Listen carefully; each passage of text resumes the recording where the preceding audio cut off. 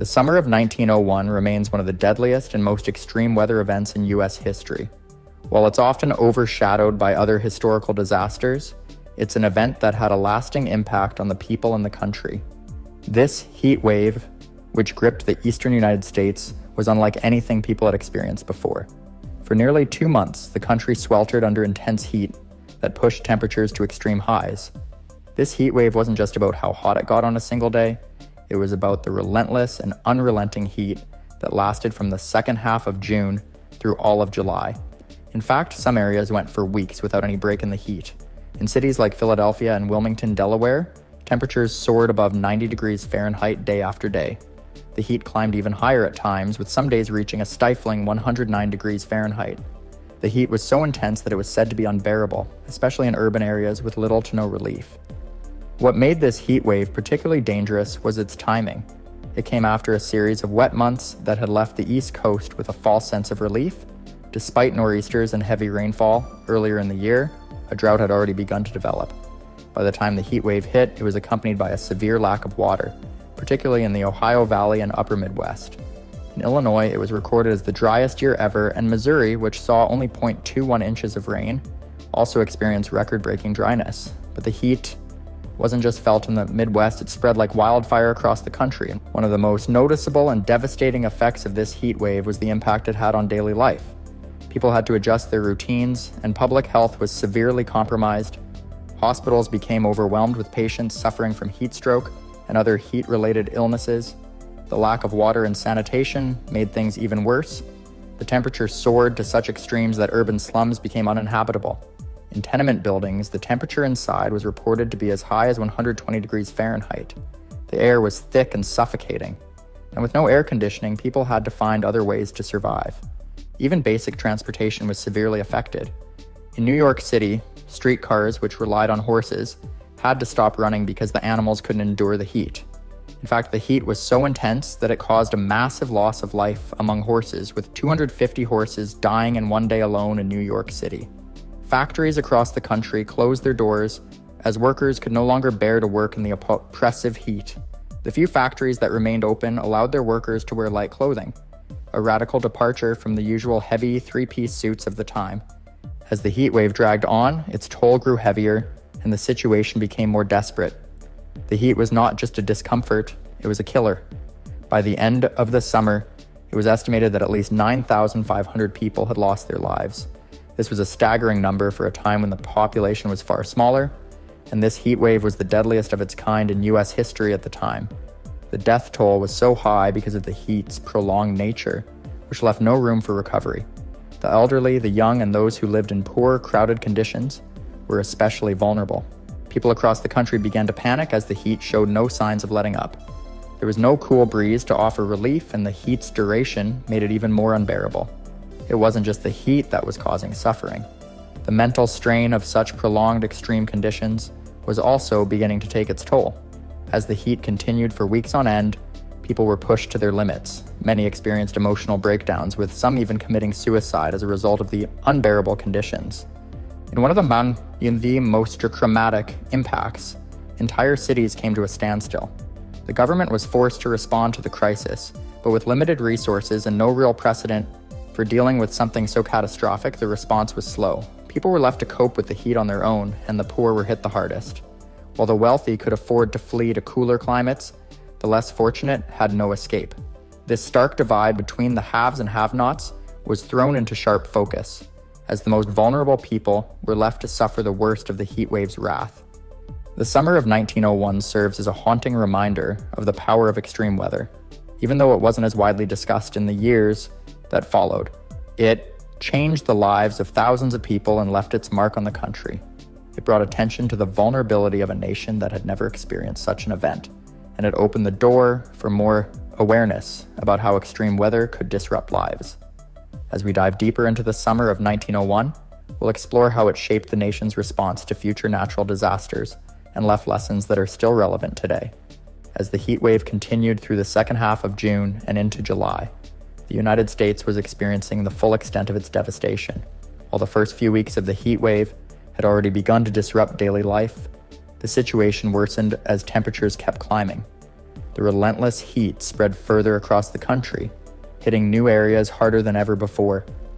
By the end of June, cities like New York, Philadelphia, and Boston were enduring extreme temperatures, with some days reaching highs that many had never imagined possible.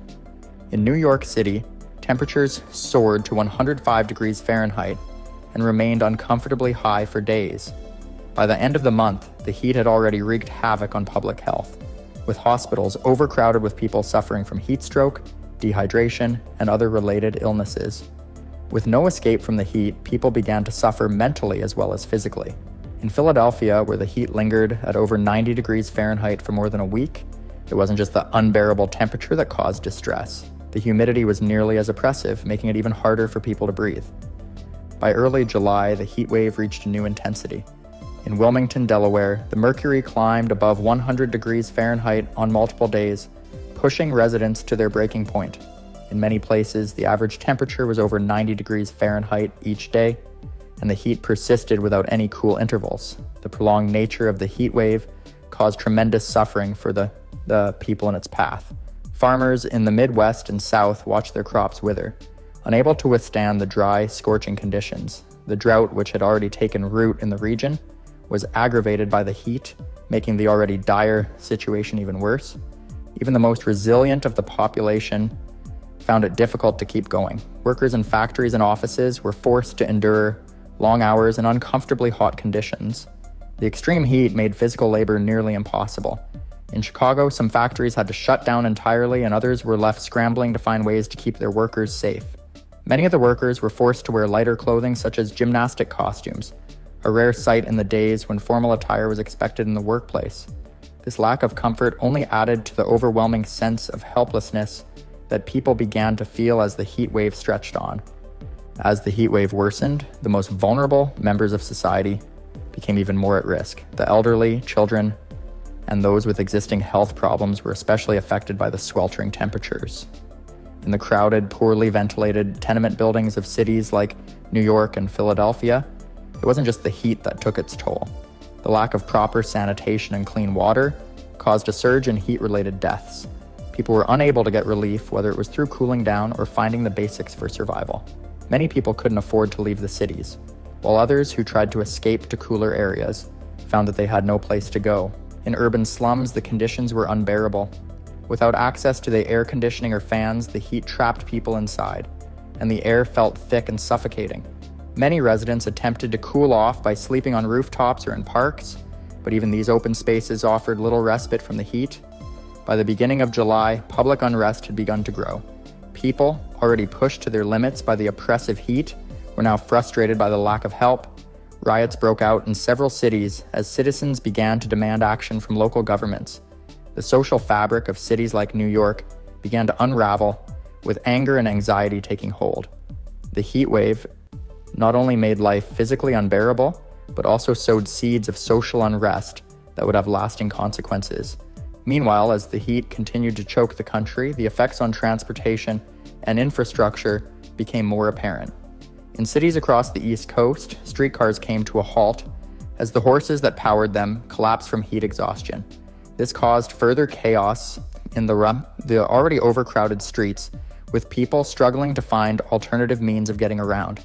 In New York City, the situation grew so bad that public transportation had to be suspended altogether, leaving residents with no way to get from place to place. The heat had disrupted every part of life, making basic tasks like traveling to work or getting fresh water into a struggle. In the countryside, the agricultural community was hit just as hard. Farmers, who were already dealing with the effects of drought, now faced the added threat of crops failing due to the extreme heat. Fields that had once been full of lush crops began to dry up and wither under the intense rays of the sun. Some crops, like corn and wheat, were devastated by the heat, leaving farmers with little to harvest. Livestock, which relied on grazing, also suffered greatly. Many animals collapsed from the heat, unable to endure the scorching temperatures. The heat wave's effects reached beyond the cities, hitting rural communities hard and leaving the country's food supply at risk. The impact on the nation's economy was also substantial. With factories closed, agricultural yields low, and transportation ground to a halt in major cities, the country's economic activity came to a standstill. Many industries faced shutdowns due to the heat. while those that could continue to operate were forced to find new ways to adapt to the new reality. The loss of productivity and the increasing costs of trying to keep industries running put additional strain on both the economy and the people trying to get by.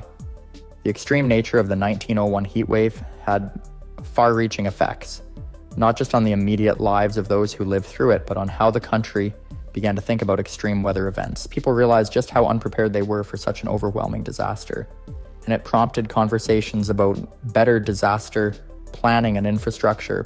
But for those who lived through it, the lessons came too late to prevent the widespread suffering and loss of life that would follow.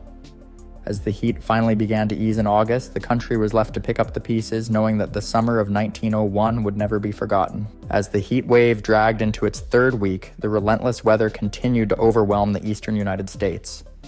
By now, most of the country was experiencing sweltering heat, but it was the cities on the East Coast that felt the worst effects. In New York City, the heat had reached unimaginable levels, with temperatures remaining well above 95 degrees Fahrenheit even at night. This made it nearly impossible for people to find any relief as the stagnant, hot air clung to the streets, further intensifying the oppressive conditions. With no cooling breezes to offer respite and no air conditioning to help people cool down, the heat wave's toll was becoming unbearable. In addition to the sweltering temperatures, the humidity levels were so high that people found themselves struggling to breathe. Even in the early morning hours, the air was thick and heavy, and by midday it felt as if the entire city had turned into an oven. The heat was a constant companion that made even the simplest tasks feel like monumental challenges. Many people resorted to crowding into parks and public spaces in an attempt to escape the suffocating heat in their homes, but these spaces provided little relief as they too became sweltering hot during the day. As the weeks passed, it became clear that the most vulnerable people in society were suffering the most. The elderly and children were at a particular risk of heat-related illnesses, and many of them were unable to escape the heat. People who lived in cramped, poorly ventilated tenement buildings were especially hard hit. These buildings, often overcrowded with families living in small apartments, trapped heat inside, making it impossible for people to cool down. With little access to clean water or sanitation, the conditions in these neighborhoods became increasingly dire. As hospitals in cities like New York and Philadelphia became overwhelmed with heat stroke cases, many people turned to desperate measures to survive. The psychological toll of the heat wave was also becoming apparent. The combination of extreme heat and the inability to find relief created an atmosphere of anxiety and despair. Many people, unable to bear the strain of the relentless weather, began to crack under the pressure. It was reported that in some areas, a number of people who could no longer cope with the heat took their own lives, driven to despair by the unbearable conditions. The mental health crisis was yet another devastating consequence of the heat wave, as it impacted not just physical health, but also the well-being of individuals who struggled to cope with the constant suffocating heat. The public infrastructure was also feeling the strain of the heat wave. The city's streetcars, which were once a reliable form of transportation, were unable to function due to the collapse of horses from heat exhaustion. The heat was so intense that streetcars were forced to stop operating entirely in some areas, leaving people stranded. Even worse, the heat affected the country's already struggling railroad system, causing delays and disruptions in travel. The transportation issues only exacerbated the difficulty of getting basic necessities to people, leaving urban areas particularly vulnerable. In Philadelphia, the heat wave became a daily battle for survival. With several days in a row of temperatures exceeding 90 degrees Fahrenheit, the city's residents were feeling the heat more than ever. Schools and businesses were forced to close, and many people were left with no way of escaping the oppressive conditions. It wasn't just the heat that was a concern. The air was so thick with humidity that it made it feel even hotter than it actually was. The summer heat seemed to go on forever with no sign of relief in sight. At the same time, the effects of the drought that had been steadily developing in the Midwest and Ohio Valley were being felt more acutely. Farmers, already struggling with low rainfall, now had to contend with scorching temperatures that drained the last bit of moisture from their crops. Fields that had once been full of thriving crops were now barren and cracked, leaving many farmers facing near total crop failure. In Illinois, the state recorded its driest Kyrria calendar year ever, a sign of just how bad the drought had become. In Missouri, conditions were just as dire as the heat wave led to one of the driest years on record. with rainfall amounts lower than even in the notorious drought year of 1953. The rural communities across the country were not exempt from the heat's wrath, and farmers began to lose their livelihoods. For many, the failure of their crops meant that they would not have enough food or income to survive the year. The heat also impacted livestock, with many animals collapsing in the fields as they struggled to survive in the unbearable heat. In many areas, farmers were forced to sell off their animals as they could not provide the necessary care or food. The strain on rural communities was immense, and many families found themselves caught between the devastating drought and the unrelenting heat. Meanwhile, in cities, the heat wave continued to disrupt the lives of ordinary citizens. As people desperately searched for any way to cool down, many sought out shady areas or moved to the highest floors of buildings in the hope of catching a breeze. But even in the higher parts of the city, the heat was stifling. The inability to escape the heat left people with no option but to endure, and the psychological toll continued to mount. The heat wave was no longer just a meteorological event, it had become a living nightmare for those in its path. By the end of June, it was clear that this was not going to be a brief heat wave. The heat had become a constant companion for millions of people. With no signs of it letting up, the social and economic disruptions were becoming more apparent, as people struggled to go about their daily routines in a world that had been completely transformed by the heat. The cities were already beginning to feel the strain, and the countryside was quickly following suit. As the month came to a close, the nation could only watch helpless as the heat continued to take its toll, turning the summer of 1901 into one of the most deadly and destructive heat waves the country had ever experienced. As July began, the heat wave showed no signs of letting up, and the severity of the situation deepened across the United States. The already oppressive temperatures had become the new normal, and cities like New York, Philadelphia, and Chicago continued to experience unbearable heat. In many of these places, the temperature hovered around 100 degrees Fahrenheit day after day, with no reprieve in sight. The heat was persistent, draining both physically and mentally, leaving many people at their breaking point. During the first week of July, conditions in New York City were particularly dire. By now, residents had grown accustomed to the intense heat, but it was far from tolerable. People were already struggling to keep cool, but with no effective relief, tempers began to flare. The heat had taken a toll on everyone, and the long days of relentless sun were beginning to feel like an unending punishment. With public transportation at a standstill due to the exhausted horses that powered the streetcars, getting from place to place became a challenge. Many businesses closed their doors, unable to function in such extreme conditions, while others remained open only because they had no choice. Despite the hardships, people tried to find ways to cope. Some took refuge in the city's parks or public squares, where they could at least catch some shade and breathe in what little cool air existed. But even the parks were not immune to the oppressive conditions. The heat had a strange way of warping everything it touched. Flowers wilted, trees drooped, and even the grass seemed to struggle under the heat's weight. The city's infrastructure, already overburdened by the demands of a growing population, began to fail under the stress of the heat. Water supplies became scarce, and many people began to ration their drinking water as temperatures remained in the high 90s and low 100s. In Philadelphia, conditions were no better. By July, the heat was so intense that the city's power supply struggled to keep up with demand. The strain on the electrical grid led to frequent blackouts, and in some cases, entire neighborhoods were plunged into darkness for hours at a time. The heat left many residents feeling trapped in their own homes, unable to cool off or find relief from the stifling air. The lack of air conditioning meant that most people had to rely on open windows and makeshift fans, but even that small comfort did little to lower the temperature. The psychological toll of being stuck in an oppressive heat wave was becoming more apparent. Residents were on edge and many were growing desperate for relief. As temperatures climbed, it became evident that the health impacts of the heat wave were becoming more severe. Hospitals across the affected areas were overwhelmed with cases of heat stroke, dehydration, and other heat-related illnesses. The elderly and young children were especially vulnerable, and many of them succumbed to the heat. Hospitals were flooded with patients, and it quickly became difficult for medical staff to keep up with the growing number of cases. In some areas, families were forced to deal with the aftermath of losing loved ones who had fallen victim to the heat. These deaths, though tragic, were not the end of the crisis. The heat continued to take its toll in other ways, disrupting daily life in ways that people were only beginning to understand. In rural areas, where agricultural workers and farmers relied on their crops for survival, the heat wave was devastating. The drought that had been creeping across the Midwest and Ohio Valley continued to worsen, and crops were drying up faster than they could be harvested. In Illinois, the crops were withering in the fields, and farmers found themselves facing the loss of everything they had worked for. In Missouri, which had already experienced one of the driest years on record, conditions only became more dire as the days wore on. Livestock began to die from dehydration and heat exhaustion, and farmers were left with nothing to sell. The heat, paired with the extreme drought, devastated the farming communities, and it would take years for many of them to recover. By now, the heat wave was no longer just a weather event. It had become a crisis that was touching every aspect of life in the eastern United States.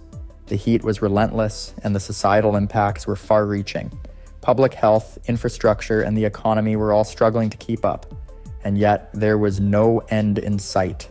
The heat wave had become a new reality, and its effects were felt across the country. The temperature records were being shattered, and people were left to cope with an almost unbearable reality. As July dragged on, cities continued to experience near-constant heat, and relief was nowhere to be found. In some cities, the heat reached its peak in early July, with temperatures consistently topping 100 degrees Fahrenheit, even in the evenings. The impact on cities like New York, Philadelphia, and Chicago continued to worsen, and rural areas already suffering from drought began to face even greater challenges. Yet, even as temperatures soared, the toll the heat wave took on people's mental and physical health continued to grow. It seemed that no part of the country was safe from its grip. By now, the massive death toll was starting to become apparent. The heat wave was officially responsible for thousands of deaths across the country, and estimates suggested that over 8,500 lives had been lost by the time the wave was over. But as difficult as this was to comprehend, the true toll was not just in the number of dead. The heat had disrupted entire communities, leaving families, businesses, and industries in ruins. It wasn't just a matter of temperature, it was a matter of survival, and as the summer continued, it became clear that the eastern United States was in the midst of a crisis unlike any it had faced before. As the heat continued, the long-lasting effects were becoming undeniable. People were left in limbo, trapped in a seemingly never-ending cycle of oppressive heat. The heat wave had shattered the lives of many, and the destruction it left behind would leave scars on the country for years to come. As August began, the relentless heat that had gripped the eastern United States for more than 2 months finally began to ease. By the 5th of August, temperatures in the Ohio Valley started to drop, marking the first break from the oppressive heat since late June. The relief, however, came too late for thousands of people who had already perished during the previous weeks. Despite the much-needed cooler temperatures, the aftermath of the heat wave would be felt for years to come. Across the country, the toll was apparent not just in the number of deaths, but in the long-lasting social and economic impacts. In cities, people who had endured the heat were now faced with the daunting task of rebuilding their lives. The death toll had surpassed 8,500 people, and countless others were left with the emotional and physical scars of the event. The heat had exposed many of the vulnerabilities within the country's infrastructure, particularly in densely populated urban areas. Power grids had failed, water supplies were scarce, and transportation systems had collapsed, leaving a clear need for major reform and better preparation for future disasters. Agriculture had been among the hardest hit sectors. With crops withered and fields scorched by the unrelenting heat, many farmers were left with little to nothing. The drought that had accompanied the heat wave devastated rural communities across the Midwest and Ohio Valley, where families who had relied on farming for their livelihoods faced financial ruin. The effects of this disaster stretched far beyond the summer of 1901, as farmers struggled to recover from the loss of crops and livestock. It took years for many of these communities to rebuild, and some never fully recovered. In the aftermath of the heat wave, the country was left grappling with the realization that extreme weather events like this were not as rare as people had once believed. The disaster of 1901 served as a grim reminder of the vulnerability of human societies to the forces of nature. It prompted some to advocate for better preparation and response to future climate events, though the full-scale implementation of these ideas would not come until later. The heat wave would remain in the collective memory of the country, a warning about the dangers of extreme weather that would not be ignored. As the years passed, the heat wave of 1901 slowly faded from public consciousness, overshadowed by the Dust Bowl of the 1930s and other historic events. But for those who had lived through it, The memory of that summer would never fully disappear. The suffering endured by so many left a lasting mark, and it was clear that society had learned the hard way just how much a climate disaster could alter the course of everyday life. While the temperature records from the heatwave have long since been surpassed, the lessons learned from the summer of 1901 remain just as relevant today. As we face increasingly erratic weather patterns in the modern world, it is important to remember the power of nature and the importance of preparing for the unexpected. The heatwave serves as a stark reminder that no matter how advanced we become, we are still at the mercy of the natural world. So, while the temperature records may have been broken in later years, the summer of 1901 will always hold a special place in history.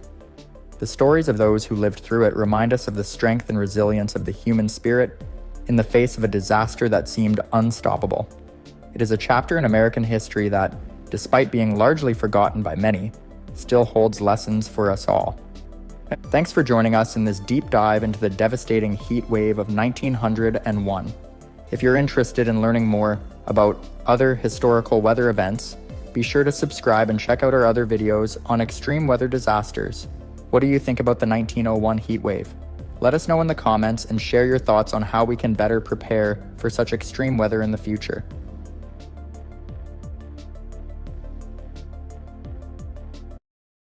Did you know that on the evening of Monday, May 3rd, 1999, the strongest tornado ever recorded on Earth tore through the town of Bridge Creek, Oklahoma?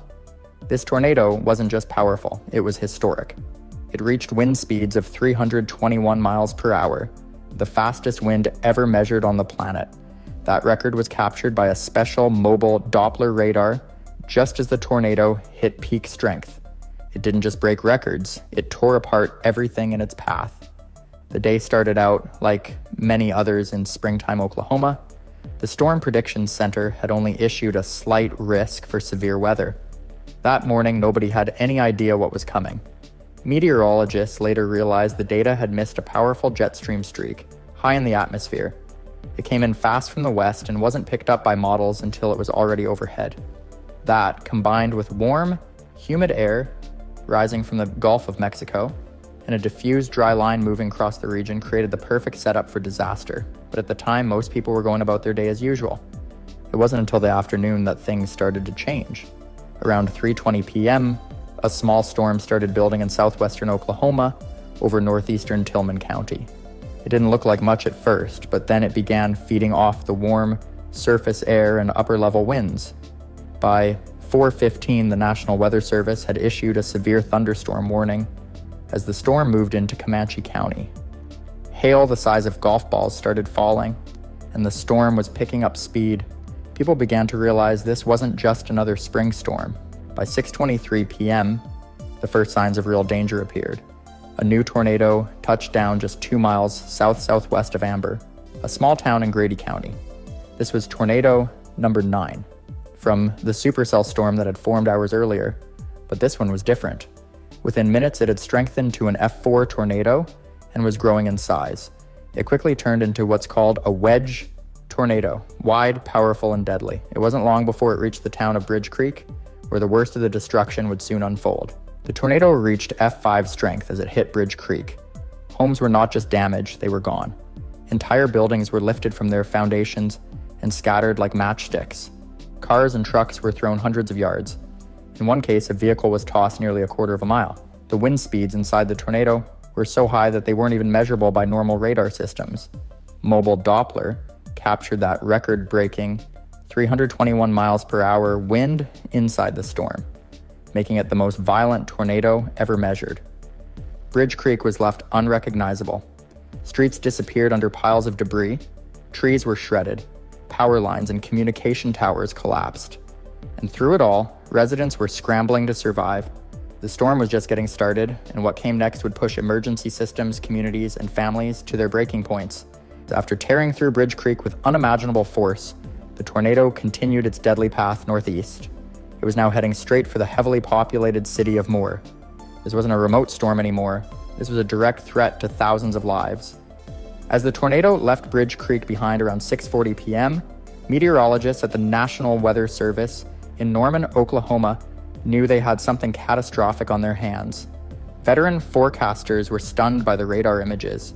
The tornado's signature was massive, and the debris ball, an area of radar showing flying wreckage, was clear and alarming. It meant the tornado was not only strong, but was actively destroying structures. A tornado emergency was issued for the first time in history. This wasn't just a typical tornado warning. It was a new level of alert. The words used in the warning were clear and terrifying. A violent tornado was on the ground, causing massive destruction and moving toward populated areas.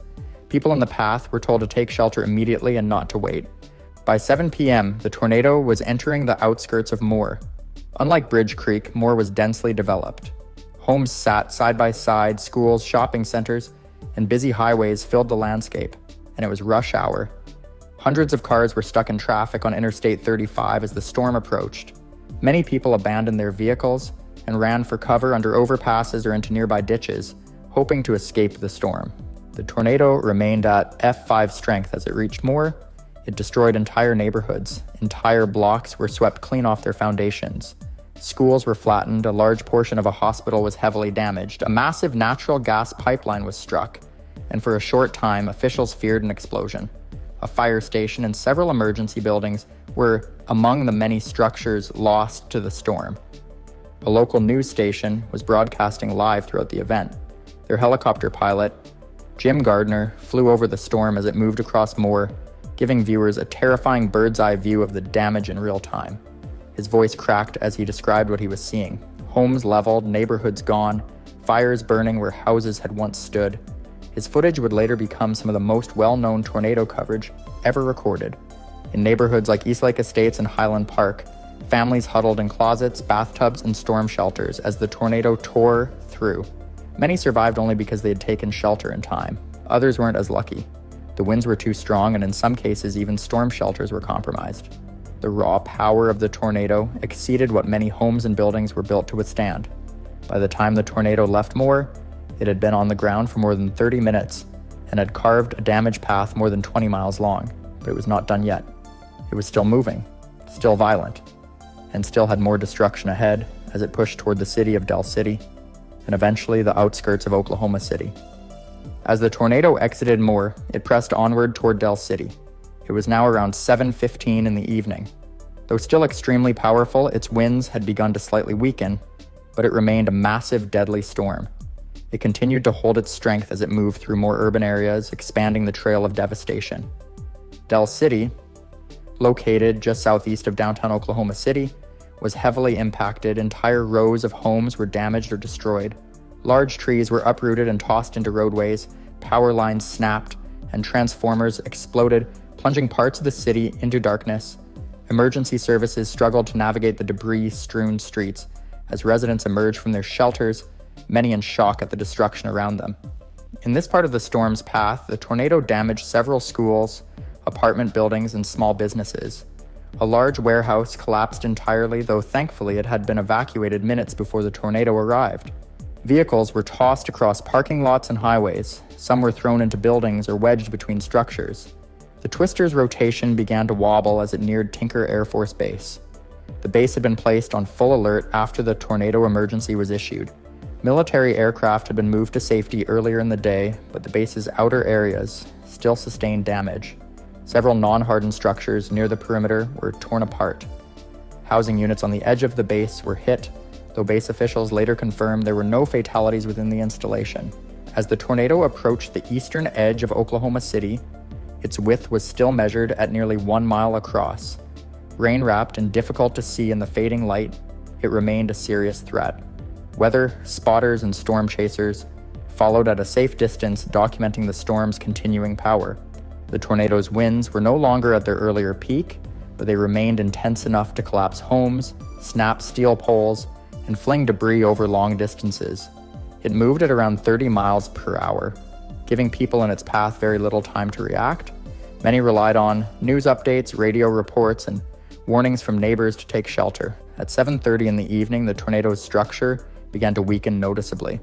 Its core circulation lost some definition, and its winds slowly decreased. Still, it caused damage as far as Choctaw before finally lifting off the ground after being on a continuous rampage for nearly 1 full hour.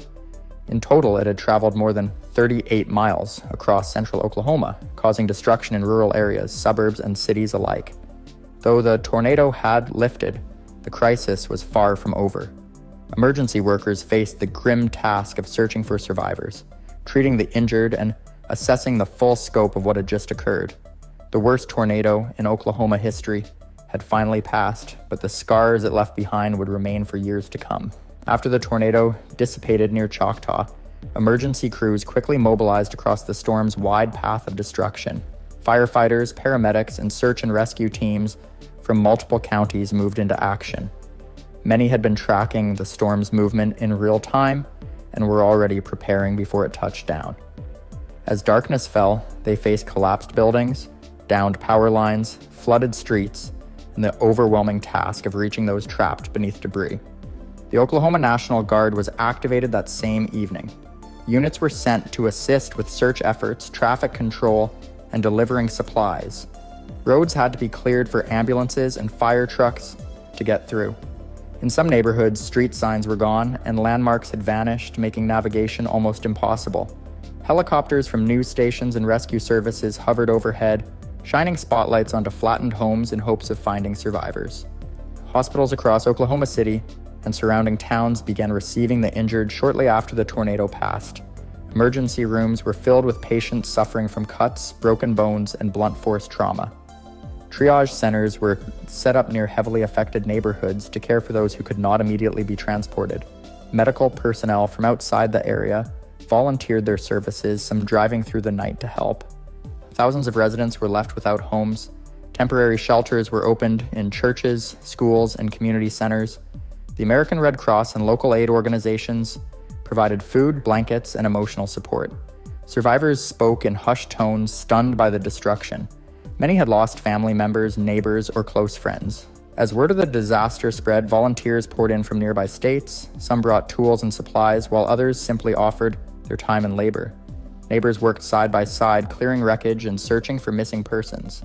In the days that followed, rescue operations turned to recovery efforts. Heavy equipment was brought in to remove larger debris and uncover the remains of buildings. Damage assessment teams began documenting the extent of the destruction. Preliminary estimates placed the cost in the billions. Hundreds of businesses had been destroyed, and entire subdivisions were wiped off the map. Cars were found upside down in fields. Pieces of homes were discovered dozens of miles away from where they once stood. FEMA began coordinating with state officials to provide federal disaster aid. Families were given temporary housing assistance and financial support for rebuilding. Insurance companies faced a record number of claims. Recovery would be a long, difficult process. Even amid the devastation, moments of hope stood out. Pets were reunited with owners.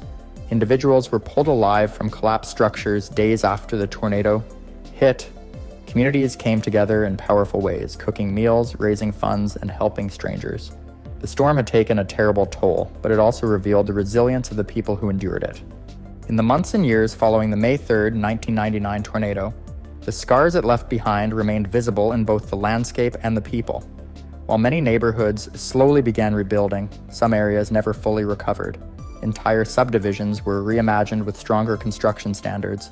New homes were built with reinforced storm shelters or underground safe rooms, something that became more common throughout central Oklahoma. The disaster prompted changes at both the local and national level. Building codes in tornado-prone areas were reviewed and updated. Schools began investing in safe rooms and improving their emergency preparedness plans, and public awareness campaigns educated people on how to protect themselves during severe weather. The phrase "get underground" became a common part of the vocabulary in Oklahoma homes. Meteorologists and emergency managers used the event as a case study to improve future warnings. The success of the early alert system, which gave residents over 30 minutes of lead time, was a major focus. It demonstrated how vital advanced technology and clear communication could be in saving lives. Local TV stations, weather apps, and NOAA weather radios became even more important tools for staying safe during storm season. For many survivors, the emotional effects lasted far longer than the physical cleanup. Some developed symptoms of post-traumatic stress, especially children who had taken shelter while their homes were torn apart above them. Counseling services were offered across the region, and support groups formed to help people heal. Stories of bravery, loss, and survival were shared at memorials and anniversary events. The tornado also had a lasting impact on how the world viewed extreme weather in the United States. It became one of the most studied tornadoes in history. Scientists analyzed its path, wind speeds, and damage to better understand how such powerful storms form and behave. New radar systems and storm tracking software were developed with lessons learned from that day. Several documentaries and books have been produced to preserve the memories of those affected. Monuments were built in Bridge Creek and Moore to honor the lives lost. Each year on May 3rd, people gather to reflect and pay tribute. It's not just a day of mourning, it is a day of remembrance, strength, and community. Despite all that was lost, the people of Oklahoma rebuilt with determination. They carried on, not by forgetting the storm, but by learning from it. The May 3rd tornado changed how the country prepares for disasters. It left behind a powerful legacy, one of survival, resilience, and the enduring spirit of those who lived through one of the most violent tornadoes in recorded history. Most people don't think of clouds of asbestos when they picture a small mountain town in Montana, but that's exactly what happened in Libby, a place that looked quiet and peaceful on the outside, but underneath the surface was hiding one of the worst environmental disasters in American history. This wasn't just some factory spill or short-term issue. What happened in Libby stretched across decades, poisoned the air, the soil, and even the water, and changed thousands of lives forever. It all started back in the early 1900s, when settlers arrived in the area. The mountains surrounding Libby were rich with minerals, and the discovery of a shiny, flaky mineral called vermiculite in the year 1919 quickly turned Libby into a busy mining town. Vermiculite might not sound exciting, but it was a big deal. When heated, it expanded and became light and fluffy, making it perfect for everything from insulation to soil conditioners, even packaging material. By the time the 1960s rolled around, Libby's mine was producing around 80% of the world's vermiculite, but there was a hidden danger buried in that shiny mineral. Mixed in with the vermiculite was a naturally occurring and deadly form of asbestos known as tremolite actinolite. Now, asbestos isn't dangerous when it's untouched, but once it's disturbed, like it would be in a mine, the tiny fibers become airborne. If those fibers get into the lungs, they can cause serious illnesses like asbestosis, lung cancer, and a rare but aggressive cancer called mesothelioma. The thing is, these diseases don't show up right away. It can take decades for symptoms to appear, which made it even harder for people to understand what was happening to them. In the early years, people in Libby had no idea they were breathing in anything dangerous. They just knew there was always a lot of dust. The mine sat just outside town, and that dust would drift into the streets, homes, schools, and playgrounds. Workers came home from long shifts with their clothes and skin coated in gray powder, hugging their families and spreading asbestos fibers unknowingly. Children played on contaminated fields, and some families even used leftover vermiculite from the mine for landscaping or insulation. Nobody warned them. Nobody told them the truth. The company that first mined vermiculite in Libby was Zonolite. They had started operations in the 1920s and kept growing bigger. But by the year 1963, a larger company called W.R. Grace & Company had taken over, and that's when the real tragedy started to unfold. By then, workers were already getting sick. Internal reports from as early as the mid-1960s showed that the company was tracking employee health issues. One report even listed names of employees with abnormal chests, a quiet way of noting severe lung problems. Many of those workers would later die of lung disease. Despite all this, nothing was done. The mine kept operating. People in town kept living with the dust. And even when someone got suspicious and asked questions about the so-called dust disease, they were usually brushed off. Some were told the mine only had tremolite, not realizing that tremolite was one of the deadliest forms of asbestos. One miner even remembered feeling completely blindsided when he found that out, saying, "We're not geologists. Nobody up on that hill knew what tremolite meant." The truth stayed buried for decades, and while the mine finally shut down in the year 1990, the damage had already been done. By the late 1990s, an alarming number of people in Libby were getting sick, and local doctors started raising red flags. The town that once prided itself on hard work and natural beauty was now dealing with a full-blown health crisis, and that was just the beginning. As the years went by in Libby, Montana, life seemed to carry on like normal, but behind the quiet mountain town charm, a deadly threat was growing stronger every day. It wasn't just the miners who were breathing in dangerous asbestos dust. It was their families, neighbors, and anyone who lived nearby. As the mining trucks moved back and forth from the hills, A fine powdery dust blew through the streets, coated homes, and settled in yards. People walked through it, kids played in it, and no one realized just how toxic it really was. By the early 1960s, the mine in Libby was producing over 80% of the world's supply of vermiculite. The mineral was everywhere, used in homes, gardens, and buildings across the country. But this particular source of vermiculite had a hidden contaminant, tremolite actinolite, one of the most toxic forms of asbestos. Inhaling just a tiny amount of it could eventually cause serious illness, but that wasn't common knowledge at the time. Most residents thought the dust was just part of life in a mining town. Even worse, mine waste was often handed out to the public for free. It was used to line driveways, fill potholes, build playgrounds, and even as soil in community gardens. People thought it was a useful resource, never suspecting it was full of deadly asbestos fibers. Kids slid down piles of the dusty waste after school. Local businesses unknowingly tracked it inside on their shoes. Churches, schools, and backyards were built on top of contaminated land. As time passed, more and more people in Libby started to feel sick. The illnesses didn't hit right away. Sometimes it took decades for symptoms to show up. Many residents experienced shortness of breath, constant coughing, or unexplained fatigue. Some were diagnosed with rare diseases like mesothelioma or asbestosis, which are directly linked to asbestos exposure. And these weren't just old miners nearing retirement. Many were young, healthy people who had never stepped foot in the mine. Doctors in town began noticing patterns. Lung issues were popping up in people who had no other risk factors. Families were losing loved ones without understanding why. By the time most people got a diagnosis, there was little anyone could do to stop the damage. And still, no official warnings were issued to the public. For decades, there were no signs posted around town, no public announcements, no testing.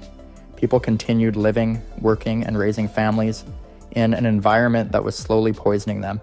And although there were hints that the company behind the mine, W.R. Grace & Company, was aware of the risks, they continued to keep quiet. Internal reports dating back to the mid-1960s mentioned abnormal chest x-rays in workers and rising concerns about lung disease, but nothing was shared with the public. It wasn't just about sickness. The emotional toll was massive. Families lost mothers, fathers, siblings, and children. Entire households were affected. People who had trusted their community's main employer now felt betrayed.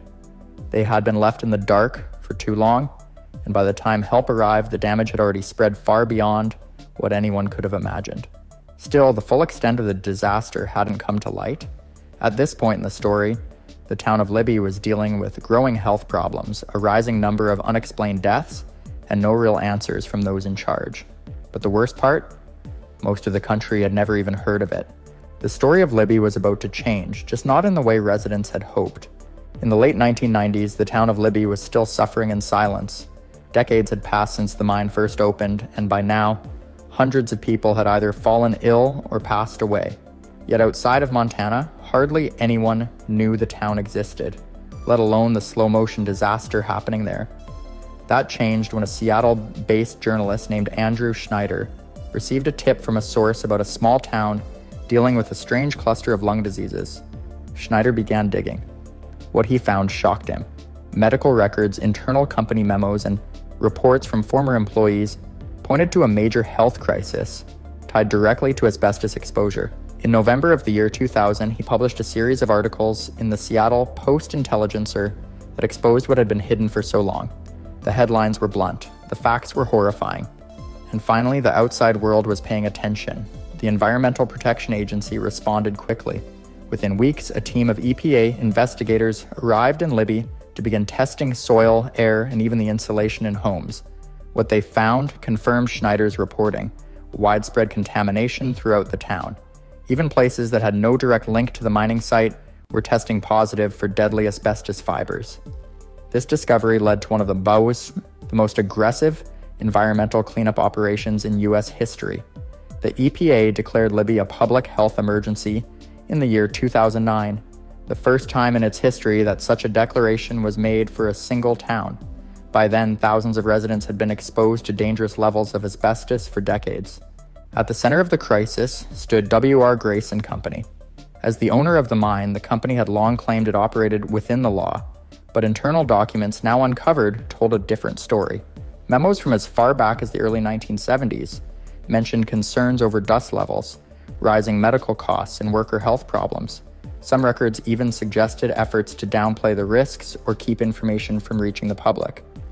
One of the most powerful voices to come forward during this time was a former mine manager named Robert Locke. He admitted under oath that he had been instructed to withhold certain safety information and had helped the company avoid drawing attention to the health hazards. His testimony became a key piece in the case that followed. In the year 2005, the United States Department of Justice indicted 7 current and former executives from W.R. Grayson Company. They were charged with conspiracy, fraud, and knowing endangerment. Prosecutors argued that the company had placed profits above lives, choosing silence over responsibility. The trial became a major national news story. People across the country were finally hearing the name Libby and understanding just how long its residents had suffered. Despite all the evidence and emotional testimony, the outcome of the trial surprised many. In the year 2009, all 7 individuals were acquitted of criminal charges. The jury found that the government had failed to prove that the men knowingly put lives at risk. While the legal case was over, the public outrage continued. For the people of Libby, the verdict felt like a second betrayal. But the exposure of the disaster had changed things. Federal aid began flowing into the town, medical screenings were expanded, cleanup crews were sent to remove contaminated insulation from homes, schools, and public buildings. And perhaps most importantly, the story of Libby forced a national conversation about the dangers of asbestos and the importance of environmental oversight. The damage, however, was already done. The physical toll couldn't be reversed, families had lost too much, and even as cleanup efforts began, residents had to live with the knowledge that their town would never be the same. After the criminal trial ended in the year 2009, the people of Libby were left to deal with the aftermath. While the verdict had disappointed many, the town's fight for justice wasn't over. Libby was now the focus of one of the largest and longest-running environmental cleanup efforts ever carried out by the United States government. Over the next decade, the Environmental Protection Agency worked to decontaminate schools, homes, parks, and businesses. Specialized crews removed tons of asbestos-contaminated soil, tore out old insulation, and replaced it with safer materials. It was a massive operation that took years, and it was only possible because the town had finally been heard. In addition to the physical cleanup, the federal government took a rare step. Congress passed legislation that gave Libby residents access to long-term health care. Under the Affordable Care Act, a special provision was added specifically for victims of the asbestos exposure in Libby. This made them eligible for federal benefits to help with medical costs, including treatment for asbestos-related diseases.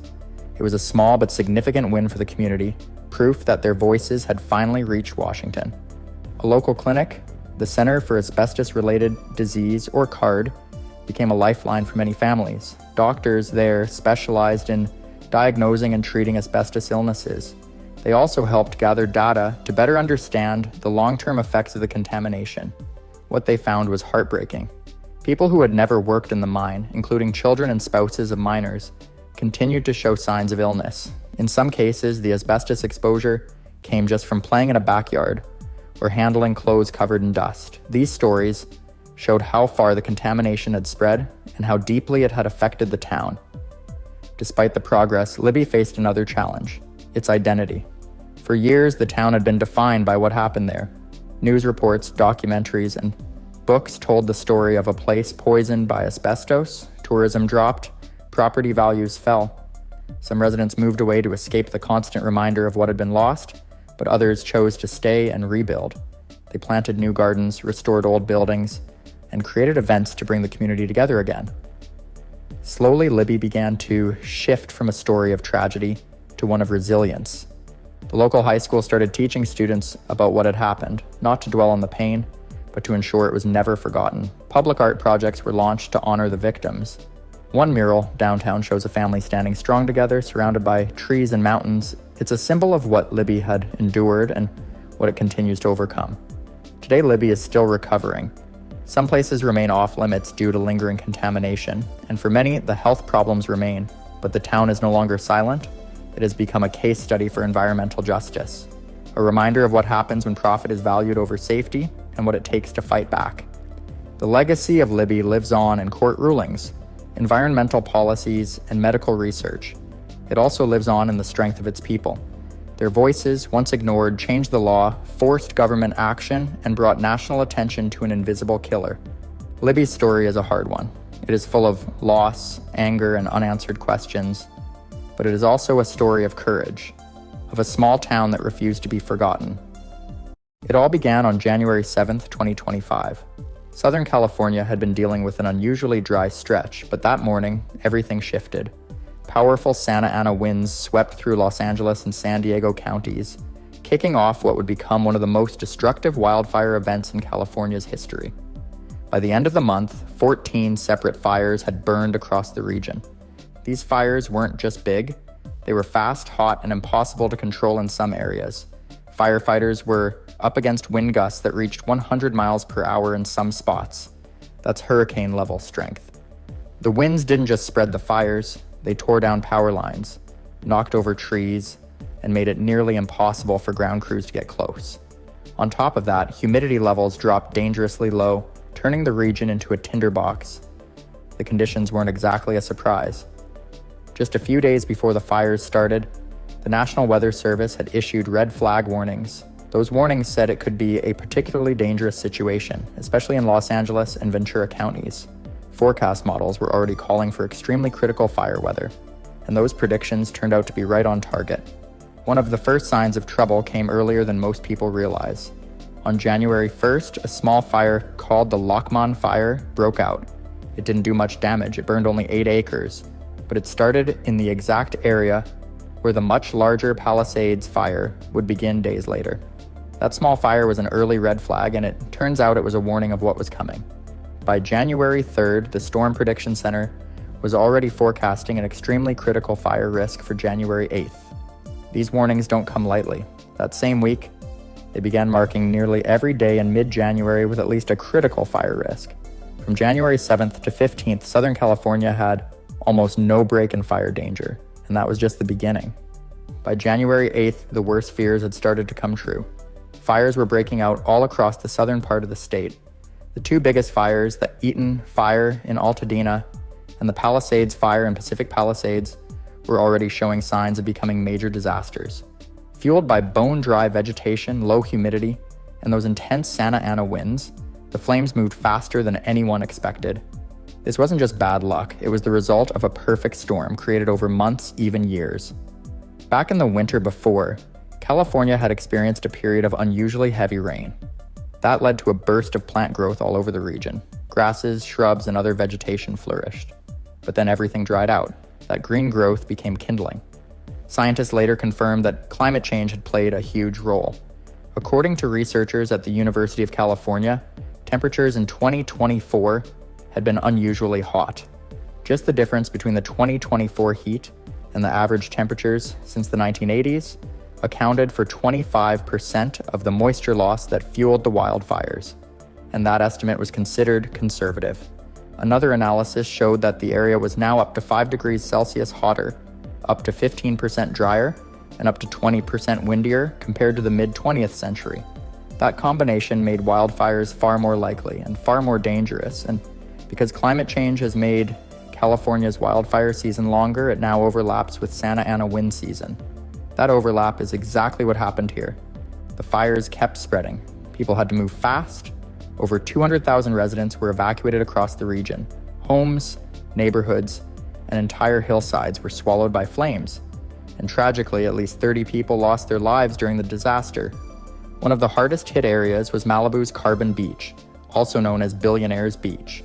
Some of the richest people in California lost their homes in a matter of hours. Fires don't care how big or expensive a house is. When the wind is blowing that hard and the vegetation is that dry, there's not much anyone can do to stop it.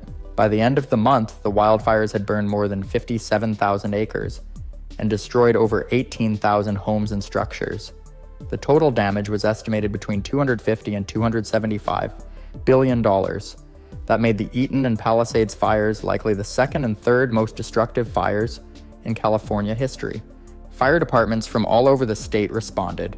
Cal Fire, along with local crews, worked around the clock. Tactical aircraft dropped fire retardant from above, while ground teams battled the flames directly. Still, it took until January 31st to fully contain the two largest fires. Meanwhile, back in Los Angeles, the city's fire department was already under pressure. Their budget had been cut by over $17 million just a few months earlier. That meant fewer hours for training, less brush inspection, and less equipment available. Even though they later received some added funding, that early budget cut made it harder to prepare for a disaster like this. To make things worse, fire departments all across the country were dealing with long delays in getting new vehicles. Prices had gone up, and supply chain issues meant departments were waiting months or even years for new trucks. All of this combined made firefighting efforts during these wildfires even more difficult. Another major problem was how older neighborhoods were built. Fire scientists pointed out that in places like the Palisades, most of the homes had been built in the 1950s and 60s. Back then, there weren't strict rules about fire-resistant materials, so you had wood frame houses, thick vegetation, and homes built close together, basically the perfect recipe for one house fire to spread to the next. In newer neighborhoods, California has building codes that require homes in fire zones to be made with materials that are less likely to burn. But those rules don't apply to homes built before the codes were put in place. That's one of the reasons why the fires spread so fast in certain areas. The electric grid also played a role. Some experts said the grid in Los Angeles was only designed to handle wind speeds up to 56 miles per hour. That's way below what actually happened. In some places, gusts hit 100 miles per hour. Utility companies didn't have a system to shut off power in high-risk urban areas, which might have prevented some fires from starting when power lines fell. And then there's the issue of homelessness. According to past reports, more than half of the fires the Los Angeles Fire Department responds to are connected to homeless encampments. It's not always intentional. Many start from cooking or trying to stay warm, but in dry conditions like these, a single spark near a tent can become a wildfire. Despite everything, local organizations stepped in to help. Groups like the Michael Spicen Found Animals Foundation and the Better Neighbor Project started collecting donations and helping families who had lost their homes. It was a reminder that in the face of disaster, people still come together. By the time the fires were fully contained at the end of January, Southern California had been through one of its toughest months in recent memory. 14 wildfires had swept through neighborhoods, hillsides, and forests. Over 57,000 acres had burned. More than 18,000 homes and buildings were gone, and over 200,000 people had been forced to leave everything behind. The fires showed just how much the climate has changed. From strong rains that create more fuel to longer dry seasons and higher temperatures, every part of the environment now seems primed for wildfires. Scientists have warned that these events aren't going to be rare anymore. In fact, they're becoming the new normal. Wind speeds are getting more intense. Vegetation is growing faster than drying out quicker. Controlled burns, which help reduce fuel, are harder to schedule because there are fewer safe days to do them. And even though we have more advanced tools and forecasts than ever, fires like these move so fast, even the best teams struggle to keep up. The January 2025 wildfires were a wake-up call, a reminder that big disasters don't always start with explosions or earthquakes. Sometimes it's just one spark, a gust of wind, and a hillside covered in dry brush. And when all those things come together, the results can be devastating. As California continues to recover, the questions remain. How do we adapt? How do we build smarter? And how do we prepare for what's clearly becoming a longer, more dangerous fire season? Only time will tell, but for now, one thing is clear. This wasn't just another fire season. This was a warning. Did you know that some tornadoes can have winds faster than a race car? The tornado that hit Greenfield, Iowa on the afternoon of May 21st, 2024, had wind speeds that reached over 300 miles per hour according to radar. That's faster than most things on the road or in the air, but the tornado didn't just break records, it broke hearts, homes, and a whole community. The day started like any other spring day in Iowa, but the weather experts already knew trouble was coming. That morning, the Storm Prediction Center gave the area a moderate risk for severe weather, especially tornadoes. It wasn't just Greenfield that was in danger. The entire region, including parts of Missouri, Wisconsin, Illinois, and Minnesota, was under watch. A mix of warm, moist air from the south met with cooler, dry air, and by afternoon, storms had already started forming. The setup was perfect for something dangerous to form, and unfortunately, it did. At around 2:57 p.m., The tornado touched down in rural Page County, Iowa. At first, it didn't look like much, just some branches ripped from trees and minor damage to a farm building. But this was only the beginning. As it moved northeast, it passed through parts of Taylor and Adams counties, growing stronger with each mile. It crossed over fields, tore through power poles, and slammed into farm buildings. Storm chasers captured the tornado on video, showing a huge funnel cloud spinning with a wide debris field below. That was the first real clue that this was going to be a serious storm. The tornado became stronger quickly. As it passed through the countryside near Nottoway and crossed US Route 34 north of Brooks, it was already starting to look like the monster it would become. Cars on the highway were in danger, and sadly, this is where one person lost their life. A 41-year-old woman named Monica Irma Zamaron was caught in the tornado's path and thrown from her car. She didn't survive. Just after that, the tornado hit with EF2 and then EF3 strength. Those are ratings based on how much damage a tornado causes. In this case, entire homes were being torn apart. One house lost its walls and slid off its foundation, and all the buildings nearby were completely destroyed. The tornado's width expanded too, stretching over 1,300 yards across, more than 3/4 of a mile. It even showed what's called suction vortices, which are smaller, fast-spinning funnels inside the main tornado. These are what caused the most intense destruction in some areas. This was the tornado's buildup. Greenfield was next in its path, and no one could have imagined just how hard it was going to hit. By the time the tornado reached Greenfield, the damage was already widespread, but what awaited the small town was nothing short of catastrophic. As it approached from the southwest, there was no mistaking the power of this storm. In the distance, residents could see the funnel cloud descending from the sky, a dark, swirling mass of destruction on the horizon.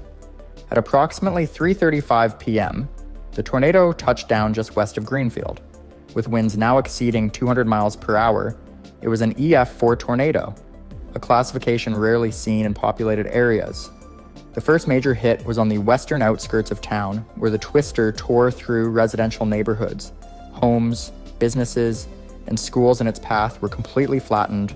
Roofs were ripped off, windows shattered, and debris was sent flying through the air like projectiles. In some places, foundations were all that remained of what had once been family homes.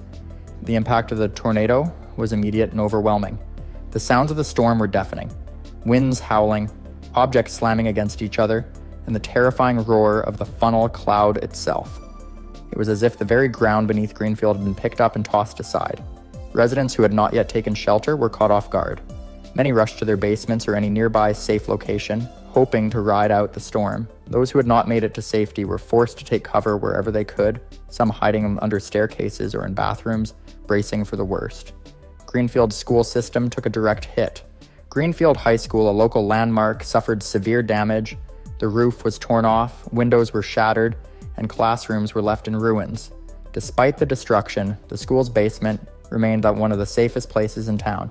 Emergency responders and school staff worked quickly to move students to shelter, ensuring that no lives were lost in the building.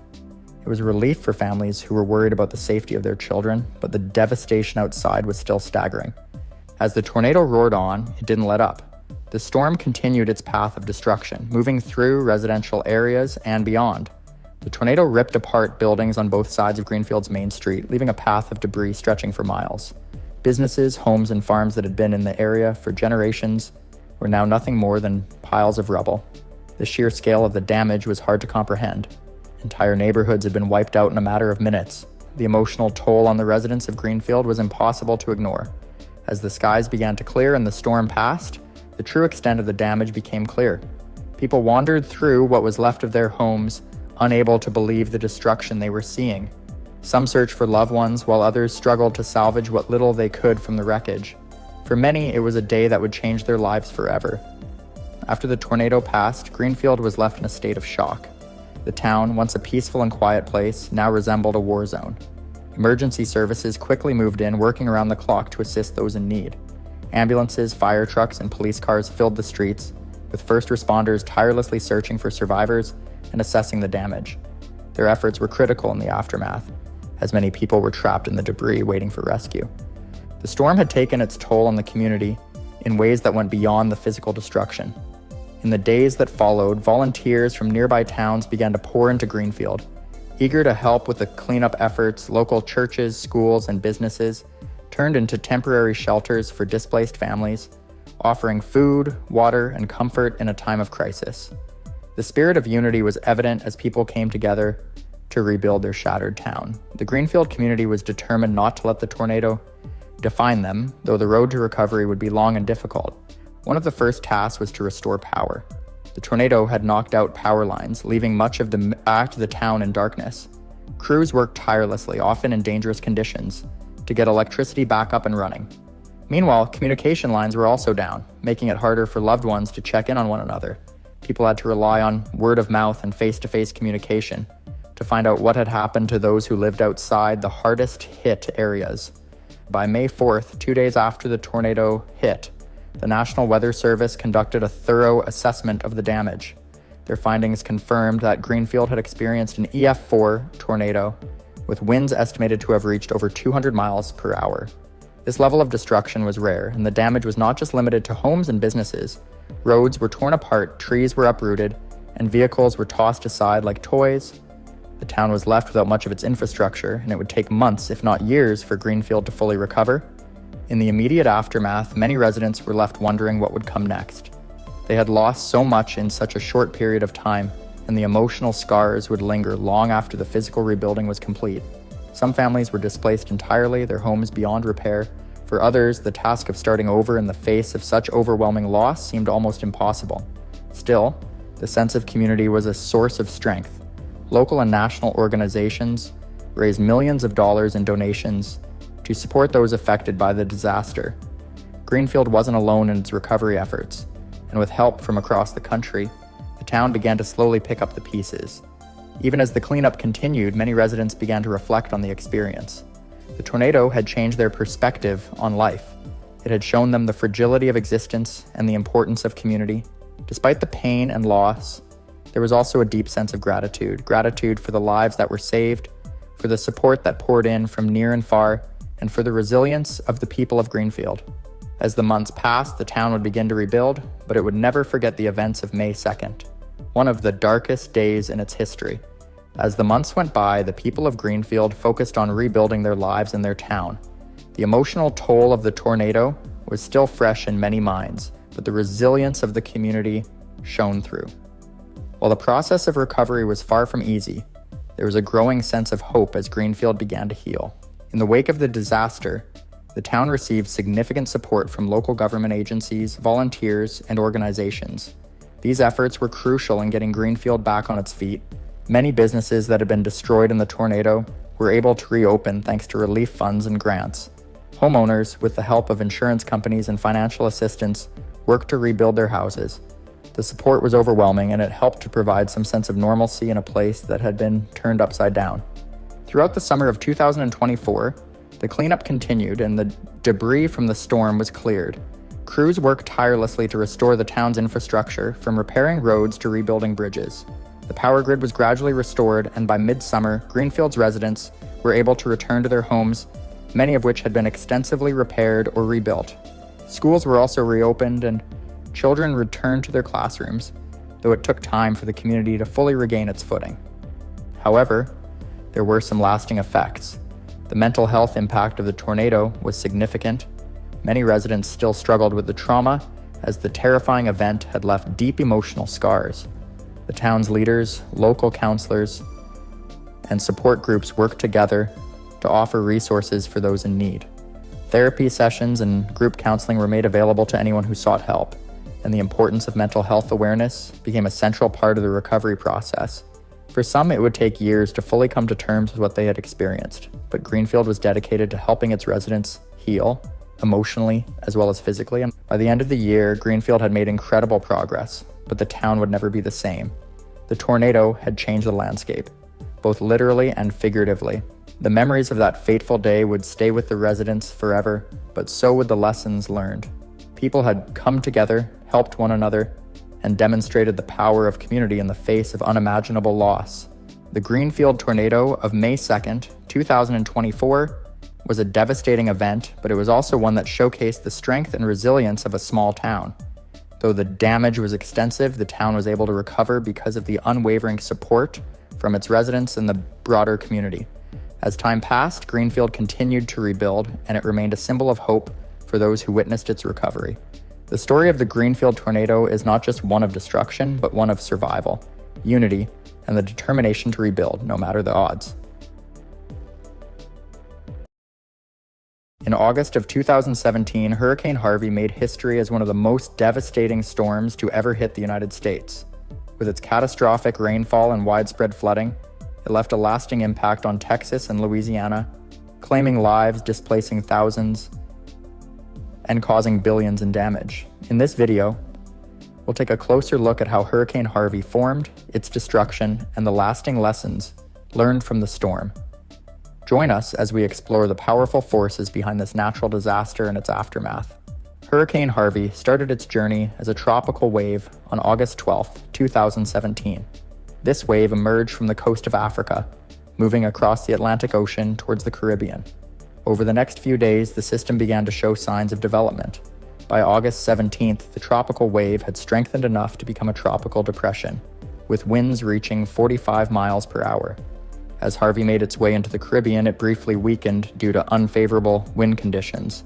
By August 19th, it had degenerated into a tropical wave again. However, it wasn't the end for Harvey. By August 23rd, the system was back on track, with a fresh surface low forming in the Bay of Campeche off the coast of Mexico. This marked the beginning of the storm's rapid intensification. By August 24th, Harvey had regained its strength, transforming into a tropical storm with winds exceeding 60 miles per hour.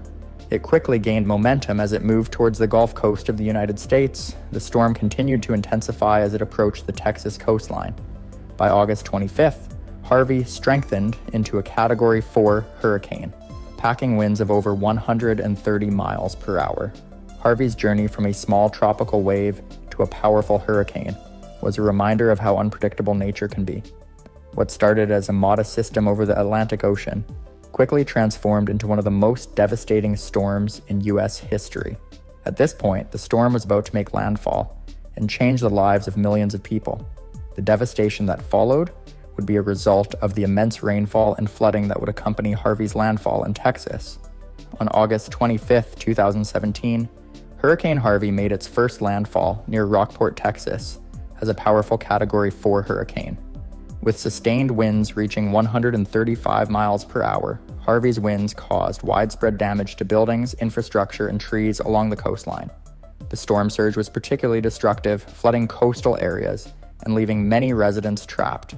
In addition to the surge, the rain that Harvey brought with it began to fall in staggering amounts, setting the stage for the catastrophic flooding that would soon follow. After making landfall, Harvey didn't waste any time moving inland. It began to slow down, almost stalling over eastern Texas. This slow movement allowed Harvey to unload record-breaking rainfall. In some places, the rain began to accumulate rapidly, with more than 40 inches of rain falling in just a few days. As the storm lingered over Texas, areas such as Nederland received a jaw-dropping 60 inches of rain, making it the wettest tropical cyclone in U.S. history at that time. The heavy rainfall caused rivers and bayous to overflow, leading to widespread flooding in greater Houston and surrounding areas. The floodwaters quickly turned streets into rivers, submerging homes, businesses, and entire neighborhoods. The rising waters trapped thousands of people in their homes, forcing many to seek refuge on rooftops or in attics. Emergency rescue operations quickly began, with local authorities, the National Guard, and volunteers working tirelessly to save lives and evacuate those in danger. In total, more than 30,000 people were displaced, and over 17,000 rescues were made across Texas. Harvey's impact wasn't limited to Texas alone. Louisiana also felt the storm's wrath, but the most severe damage was centered in Texas. The storm continued to release heavy rain even as it moved northeastward, leaving behind a trail of destruction that would take months, if not years, to recover from. At this point, it was clear that Hurricane Harvey was going to be one of the most devastating storms to hit the United States in recent memory. As Hurricane Harvey continued to dump rain over Texas, the scale of the devastation became clearer. By August 29, 2017, parts of the state had been submerged under several feet of water. Roads, highways, and bridges were impassable, and many areas were left without power for extended periods. The massive flooding overwhelmed the region's infrastructure, leaving residents stranded and without basic services. Hospitals and emergency services were stretched to their limits as they worked around the clock to care for the injured and evacuate those in need. In the aftermath, communities faced severe challenges. The flooding not only caused widespread property damage, but also impacted essential services like water supply, electricity, and healthcare. In Houston, the fourth largest city in the United States, floodwaters inundated thousands of homes. Entire neighborhoods were left uninhabitable, and more than 400,000 people had to seek shelter, many in temporary shelters set up by the Red Cross and other relief organizations.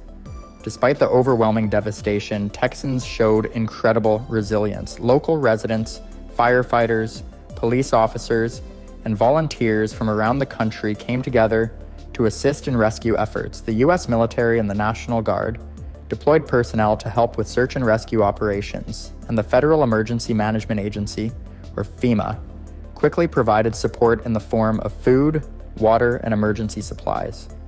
The sight of people using boats, canoes, and even airboats to rescue stranded families became a symbol of hope and community solidarity during this dark time.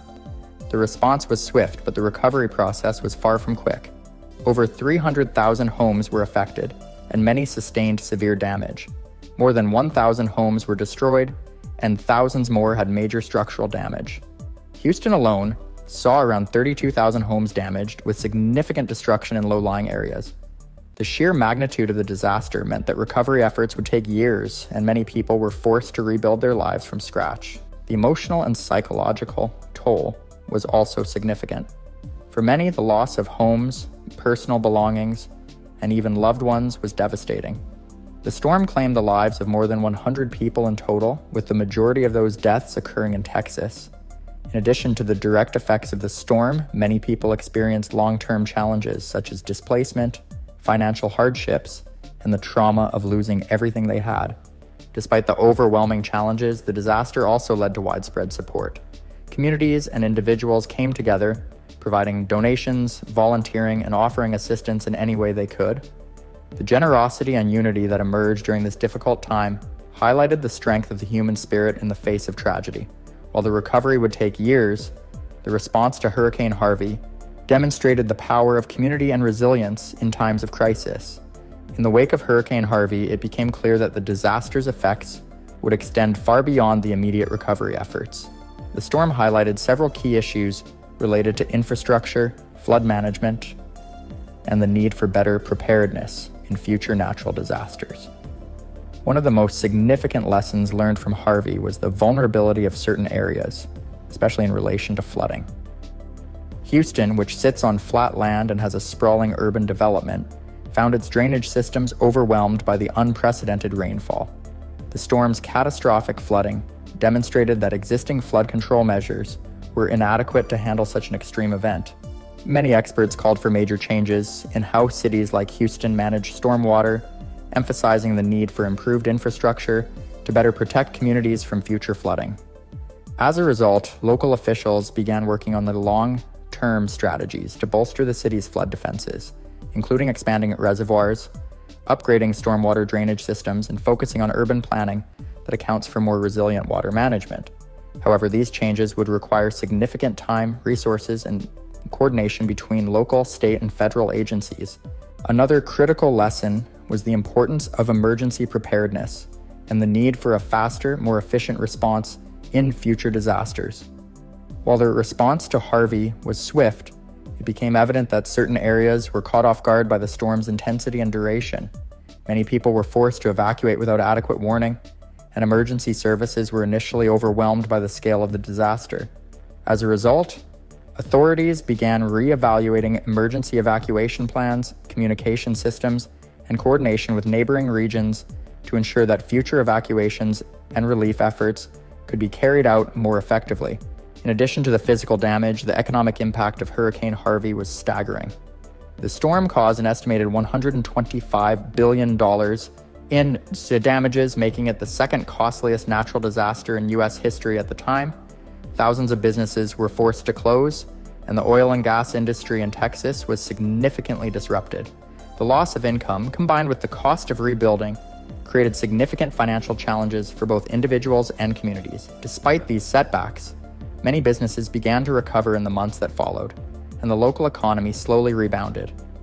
The storm also led to an increase in conversations about the need for stronger building codes, especially in areas prone to flooding. The mental and emotional impact of the storm lingered for many survivors. Displacement, the loss of homes, and the overwhelming destruction took a toll on the mental health of thousands. However, the support systems and the strength of local communities helped many individuals cope with the trauma. Mental health services were made available to those affected, and the resilience shown by survivors and volunteers became a testament to the power of human spirit in the face of tragedy. As Texas and the Gulf Coast region continue to recover, Hurricane Harvey's impact serves as a reminder of the unpredictable power of nature and the importance of being prepared. The storm's aftermath has led to improvements in disaster response protocols and a greater focus on climate change and its potential to fuel more extreme weather events. While it remains one of the costliest and most devastating storms in history, the lessons learned from Hurricane Harvey have shaped future disaster response and recovery efforts, helping communities better prepare for the challenges that lie ahead. As the years pass, Texas and the affected regions will continue to rebuild, but the memories of Hurricane Harvey will remain.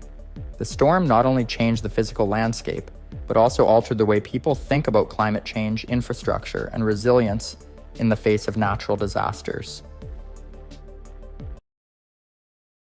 On January 15th, 1919, in the north end of Boston, something unexpected was about to happen. A massive storage tank, standing 50 feet tall and 90 feet wide, filled with molasses, sat just outside the busy neighborhood. It was owned by the Purity Distilling Company and held over 2.3 million gallons of molasses, roughly 13,000 tons of the thick, sweet liquid.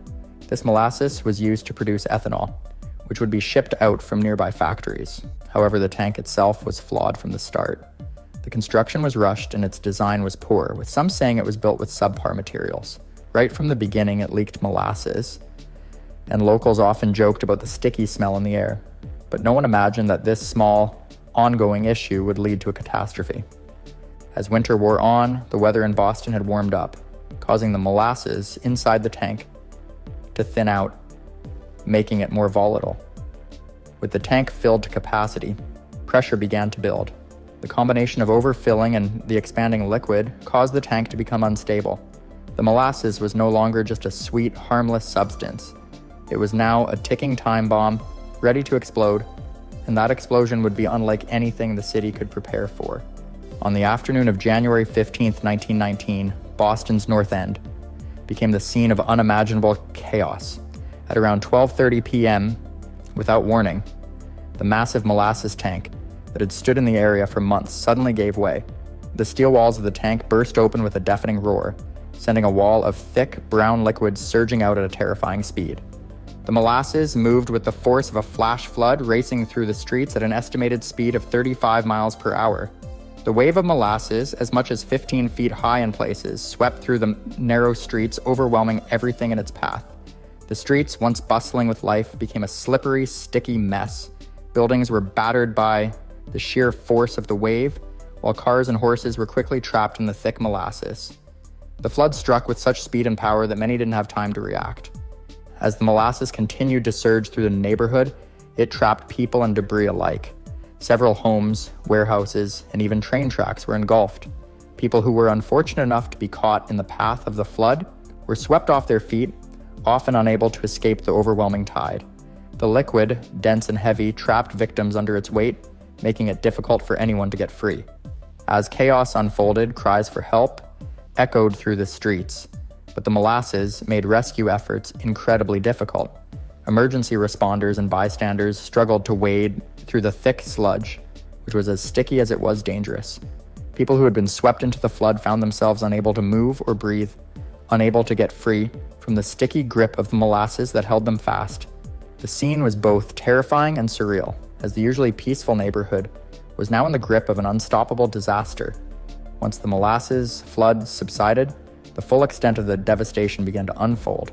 The north end of Boston was left in ruins with wrecked buildings, overturned cars, and streets coated in a sticky, brown residue. The air was thick with the smell of molasses, which clung to everything it touched. The cleanup efforts would take weeks, but the impact of the disaster was far more than just physical. By the time the molasses flood had receded, a tragic toll had been taken. 21 people had lost their lives and over 70 others were injured. The victims came from all walks of life, from children playing in the streets to workers who had been near the tank when it collapsed. In the days that followed, the city was left to reckon with the loss of life, the destruction, and the trauma that would linger long after the molasses had been cleaned up. As the city began to recover from the chaos, the investigation into the cause of the disaster quickly became a matter of great urgency. The cause of the explosion was initially unclear, and authorities scrambled to understand how such a catastrophic event could have occurred. The molasses tank had been built by the Purity Distilling Company, a business that manufactured and stored molasses for use in alcohol production. Many speculated that the tank had been poorly constructed or improperly maintained, but it would take months for the full details to come to light. The first clue came when investigators found that the tank had been under immense pressure. The molasses inside the tank had fermented over time, which increased the pressure on the walls of the tank. This pressure likely contributed to the eventual rupture. However, the tank's design also came under scrutiny.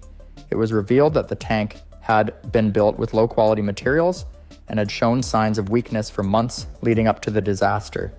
The company had failed to take proper precautions to address these issues, even after the tank had exhibited signs of leaking. By the spring of 1919, the investigation led to a lawsuit filed against the Purity Distilling Company by the victims and their families. The case would eventually uncover not just a failure in engineering, but also a failure in oversight and accountability. The company's lack of concern for safety, as well as the poor construction of the tank, were deemed significant factors in the disaster. The legal battle would drag on for years, but the flood of molasses left an indelible mark on the city of Boston and its people, serving as a painful reminder of the deadly consequences of negligence. While the immediate aftermath of the molasses flood in Boston was filled with cleanup efforts and legal battles, the disaster left a long-lasting impact on the city and the surrounding community. The flood was not just a moment of chaos, but a turning point in how industrial safety and urban infrastructure would be approached moving forward. In the years that followed, Boston would make significant changes to both its building codes and its regulations regarding industrial facilities. The city's authorities, faced with public outrage and widespread fear, worked to ensure that such a tragedy would never happen again. The disaster brought into sharp focus the dangers of poorly constructed industrial structures in densely populated areas, especially those handling volatile materials. One of the major reforms that arose from the molasses flood was the increased scrutiny of industrial tanks and storage facilities. Prior to the flood, there were very few regulations governing the construction and maintenance of large storage tanks, particularly those used for the storage of liquids. After the disaster, the city enacted stricter guidelines for tank construction, including more rigorous inspections and higher safety standards. This was one of the first major steps in a larger movement toward industrial regulation that would continue to evolve throughout the 20th century. The impact of the flood was not just felt in Boston's legal and regulatory systems, but also in its culture.